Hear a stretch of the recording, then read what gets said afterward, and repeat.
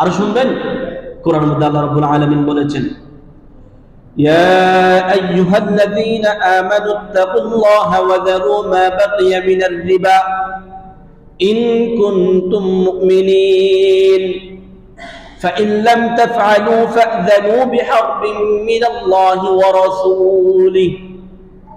আল্লাহ রাব্বুল আলামিন পবিত্র কালামুল্লাহ শরীফের মধ্যে বলছেন, হে আমার বান্দারা, হে ঈমানদার উম্মত আমার বান্দারা, ইত্তাকুল্লাহ, তোমরা আমি আল্লাহকে ভয় করো। তোমরা এসব কাজ করার সময় কাকে ভয় করবে? আল্লাহকে। ওয়াজারু মা বাকিয়া মিনার রিবা, সুদের কাজ থেকে, সুদের লেনদেন থেকে তোমরা বেঁচে থাকো। ইন কুনতুম মুমিনিন, যদি মুমিন হতে চাও, যদি ঈমানদার হতে চাও, যদি আল্লাহর কাছে থাকতে চাও, যদি জান্নাত পেতে চাও, যদি আল্লাহর ধরা থেকে বেঁচে থাকতে চাও, জাহান্নামের আযাব থেকে যদি বেঁচে থাকতে চাও, ওয়াজারু মা বাকিয়া মিনার রিবা, সুদ থেকে তোমরা বেঁচে থাকো, সুদ থেকে তোমরা বেঁচে থাকো। এরপর আল্লাহ বলছেন, ফাইন লাম তাফআলু, হে আমার বান্দা, যদি তুমি সুদ থেকে বেঁচে থাকতে না পারো, ফাযানু বিহারবিন মিনাল্লাহ, শুনে রাখো আল্লাহ এবং তার রাসূল তোমার বিরুদ্ধে যুদ্ধ ঘোষণা করবে। নাউযুবিল্লাহ। আল্লাহ কোরআনে বলছেন, যদি সুদ থেকে বেঁচে না থাকো, শুনে রাখো আল্লাহ এবং তার রাসূল তোমার বিরুদ্ধে যুদ্ধ ঘোষণা করবে। কত বড় কথা! কারো বিরুদ্ধে যদি আল্লাহর যুদ্ধের ঘোষণা হয়, রাসূলের যুদ্ধের ঘোষণা হয়, এ ব্যক্তির শাস্তি কত বেশি বড় হবে একবার চিন্তা করে দেখুন। আল্লাহ রাব্বুল আলামিন পবিত্র কোরআনের মধ্যে বলেছেন, ফাইন লাম তাফআলু, এই সুদের লেনদেন, সুদের সাথে যদি সুদের কোন ধরনের সাথে সম্পৃক্ত যদি থাকো, তাহলে শুনে রাখো আল্লাহ এবং তার রাসূল তোমার সাথে যুদ্ধের ঘোষণা করছেন। ওয়া ইন তুবিতুম ফালাকুম রুউসু আমওয়ালিকুম, এরপরে বলছেন, যদি তোমরা তওবা করো, আল্লাহর কাছে ক্ষমা চাও, ফালাকুম রুউসু আমওয়ালিকুম, তোমরা যে মূল টাকাটা দিয়েছিলে ব্যক্তিকে, সুদের নামে যে মূল টাকা দিয়েছিলে, 10,000 টাকা ধার দিয়েছিলে, এই 10,000 ধার টাকাটা তুমি পাবে, এটা তোমার। ওয়ালা তাযলিমুনা ওয়ালা তুযলামুন, তুমি যখন কারো প্রতি জুলুম করবে না, তোমার আল্লাহ তোমার প্রতি আর কি করবে না? জুলুম করবে না। সুদকে জুলুম বলা হচ্ছে যে গরিবের উপর বড় জুলুম। একজন মানুষ সে বিপদে পড়ে গেছে, আপনার কাছে 20,000 টাকা, 1 লাখ টাকা ঋণ চাইছে, আপনি যে ব্যক্তি সুদ দিচ্ছেন বা টাকা ধার দিচ্ছেন, আপনার আছে বলেই তো দিতে পারছেন, ঠিক কিনা? আচ্ছা, যে ব্যক্তি সুদ দেয় সে কি আরেকজন থেকে সুদ টাকা নিয়ে দেয় নাকি নিজের আছে বলেই দেয়? নিজের আছে, তোমার কাছে আছে বলে তো আরেকজন চাইতে আসতেছে। তোমার কাছে টাকা আছে, চাইছো, তাকে ধার দাও।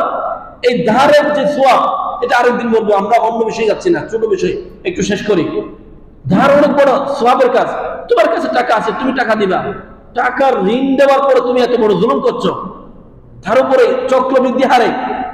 আল্লাহ কোরআনে বলছেন, ইয়া আইয়ুহাল্লাযীনা আমানু লা তাকুলুর রিবা আযআফান মুদাআফা, হে ঈমানদার বান্দারা, তোমরা সুদ খাবা না, সুদের ব্যবসা করবা না, সুদের লেনদেন করবা না। আযআফান মুদাআফা, এটি চক্রবৃদ্ধি হারে বাড়তেই থাকে, চক্রবৃদ্ধি হারে বাড়তেই থাকে। এই বাড়ার বিষয়টা হলো একজন আমার বান্দার উপরে অনেক বড় জুলুম, এটি অত্যাচার। ওয়াত্তাকুল্লাহ, এই কাজ করার আগে তোমরা আল্লাহকে ভয় করো। চক্রবৃদ্ধি মানে আপনারা বুঝছেন, মানে 10 টাকা থেকে 20 টাকা, 30 টাকা, 40 টাকা, 50 টাকা, এভাবে বাড়তে বাড়তে বাড়তে বাড়তেই সেই যত টাকা নিয়েছে তার চেয়ে আরো ডাবল টাকা টাকাতে হয়। যেমন 10,000 টাকা নিয়েছে, পরবর্তী দেখা যাচ্ছে তার 10,000 টাকার পরিবর্তে তাকে পরিশোধ করতে হচ্ছে 40,000 টাকা, 50,000 টাকা। এটাকে বলা হয় চক্রবৃদ্ধি হারে বাড়তেই থাকে। আল্লাহ আমাদের হেফাজত করুন। আল্লাহ রাসূল সাল্লাল্লাহু আলাইহি ওয়াসাল্লাম বলেছেন, সুদের 73-এর উপরে শাখা প্রশাখা রয়েছে। এর মধ্যে সবচেয়ে নিম্ন, সবচেয়ে সহজ যে শাখাটা বলা হয়, এটাকে বলা হয় নিজের মায়ের সাথে নাউযুবিল্লাহ জিনা করা। নাউযুবিল্লাহ। আরেকটি হাদিসের মধ্যে আল্লাহ রাসূল সাল্লাল্লাহু আলাইহি ওয়াসাল্লাম বলেছেন, 1 দিরহাম, 1 টাকা, 1 পয়সা যদি কেউ সুদ খায়, সে যেন নাউযুবিল্লাহ 36 বার জিনা করলো। নাউযুবিল্লাহ। এক পয়সা যদি কেউ সুদ খায় তাহলে তার পাপটা যেন সে কয়বার জেনা করলো? 36 বার। আল্লাহ মাফ করুন। এই জন্য আল্লাহ তাআলা একটা তাকে ক্ষমা করার একটা রাস্তা করে দিয়েছেন। কি রকম? আল্লাহ রাব্বুল আলামিন বলছেন, ফামান জাআহু মাউইযাতুন মির রাব্বিহি ফান্তাহা ফালাহু মা সালাফ।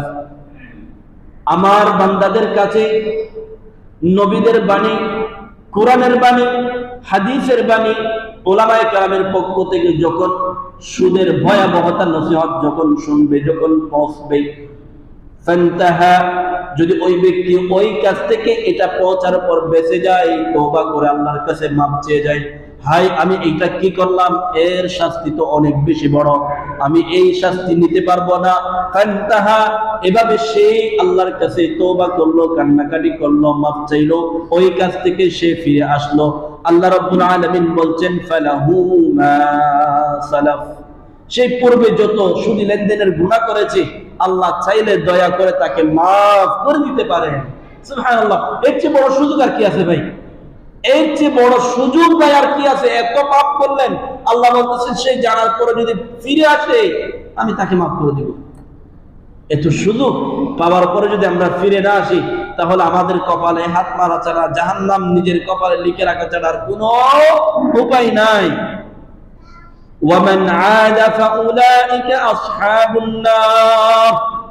এরপরে আল্লাহ পাক বলেছেন, শুনে রাখো, যদি সেই এই কথা, এই ওয়াজ, মাউইযাতুন মানে ওয়াজ, ওয়াজ আল্লাহ কোরআনের মধ্যে ওয়াজের কথাও বলেছেন, যে এই নসিহত, এই উপদেশ, এই ওয়াজ সেই শোনার পরে যদি বেঁচে না থাকে, বেঁচে থাকলে ক্ষমা, আর যদি বেঁচে না থাকে, ওয়ামান আদা ফাউলাইকা আসহাবুন নার, মনে রাখো তাকে জাহান্নামের লিস্টে আমি অন্তর্ভুক্ত করে নিলাম। এই হলো আল্লাহর কথা। এভাবে বলেছেন, হুম ফিহা খালিদুন,